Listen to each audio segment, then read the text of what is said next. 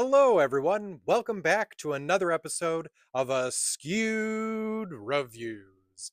And since I never actually did a review for this film and the sequel just came out, I felt it was the perfect time to finally review this. And the movie that I'm referring to is the 2021 film The Black Phone, directed and co written by Scott Derrickson. So, first off, if you weren't aware, this movie is based off of a short story done by Joe Hill. And if you didn't know, Joe Hill is actually the son of Stephen King. Not that that means that, oh, this is related to Stephen King, but just re showcasing the fact that this family is just amazing at creating stories. So, if you've never seen this film, or if it's just been a while and you need a little bit of a refresher, let me tell you about the concept to see if this is one that you want to check out for yourselves. So, this story takes place in Colorado during 1978. Now, in the suburban town of North Denver, we find out that there is somebody known as the Grabber, this character right up here, played by Ethan Hawke, that has been going around and just snatching up kids. And whoever he ends up grabbing never seems to come back. The local police and all of the townspeople seem completely lost as to what's actually happening, because not only are they not seeing this happen, but there's only bits and pieces described about someone carrying a bunch of black balloons or driving around in a black van. But other than that, not much else. And to make matters worse, it's not that they're discovering bodies or getting some information. These kids just never show up again and are never heard from. From here, we meet the two main characters of our story, two children, a brother and sister, named Finney and Gwen. Now, both of them go to school together, and they actually know a few of these missing children just due to either running into them at school or actually being friends with them. Now, Finney and Gwen live with their alcoholic father, who has pretty much been on a downward spiral ever since his wife and their mother took her life.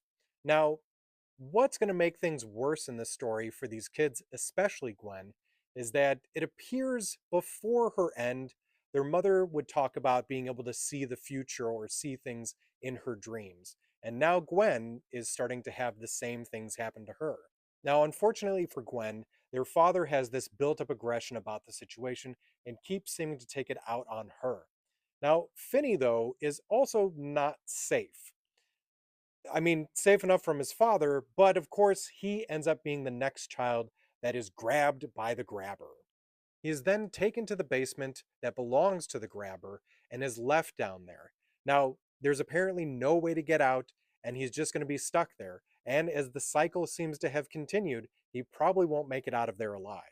Finney does end up having one ace up his sleeve, as he discovers that he can take phone calls from the dead.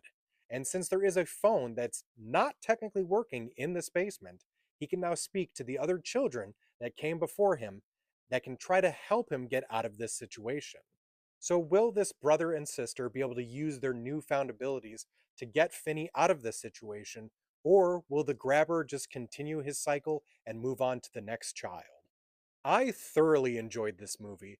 In my own personal opinion, I think The Black Phone is going to be one of those movies that gets described in decades later as one of the best horror films from the 2020s. You know how we talk about like A Nightmare on Elm Street or Friday the 13th and other movies like that when it comes to 80s films?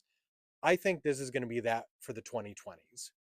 I also feel it's necessary to really point out the amazing acting that was done in this movie, especially by the child actors. Mason Thames and Madeline McGraw did such a good job. And of course, I can't forget to mention Ethan Hawke, who was so good at being creepy in this film.